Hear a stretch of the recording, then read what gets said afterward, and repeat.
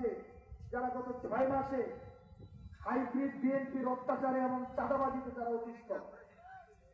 গত 16-17 বছরে আমাদের বিএনপির ছাত্রদল যুব দলের অনেক নেতাকর্মী রাস্তায় ধান খেতে, অনেকে ঢাকা শহরে নির্যাতন নিপীড়নের কারণে থাকতে হয়েছে। আজকে যখন বিএনপি সরকার গঠন করেছে, দেখা গিয়েছে এই কেবি বিএনপিদের স্থান নাই।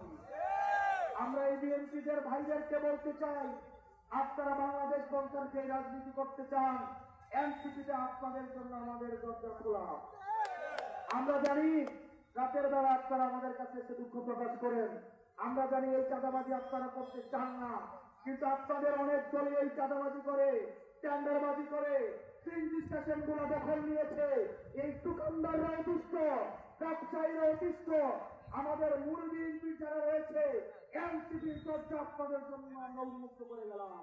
বিভিন্ন রাজনৈতিক দল এসেছে, এবার আমরা আপনাদেরকে আপনাদের প্রতিনিধিত্ব, আপনাদের দায়িত্ব আমরা নিতে চাই।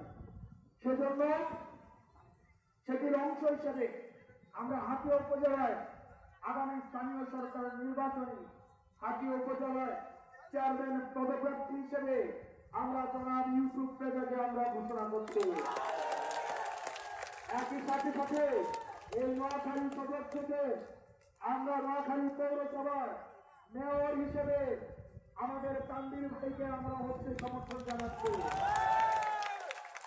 প্রিয় নোয়াখালীবাসী, আমরা নির্বাচনের সময় যখন আমরা নির্বাচন করি, হান্নান মাসুদ, আমি সহ আমরা আমাদের অনেকে বলতো আমরা নাকি 200 ভোট পাবো, আমরা নাকি 500 ভোট পাবো। আমরা বলছিলাম টাকা ছাড়া যদি 500 ভোট হয় সেটাই অনেক বেশি। উপরে আল্লাহর রহমত, নিচের জনতার সমর্থনে এই 500 ভোট পরবর্তীতে 1,68,000 দিয়ে পেয়েছে। অনেকে হয়তো আমাদের এই ভাইদেরকে বলবে 1000 ভোট পাবে, 500 ভোট পাবে। আমি ওনাদেরকে অনুরোধ করবো, নোয়াখালী হাতিয়ার প্রত্যেকটা ঘরে ঘরে, প্রত্যেকটা বাড়িতে বাড়িতে আপনারা ভিক্ষা করার জন্য, ভোট ভিক্ষা করার জন্য সকলে বের হতে হবে। এবং যে রাজনৈতিক দল আপনি হয়তো জানেন সে আপনাকে ভোট দিবে না, কিন্তু তার কাছে গিয়ে অনুরোধ করতে হবে।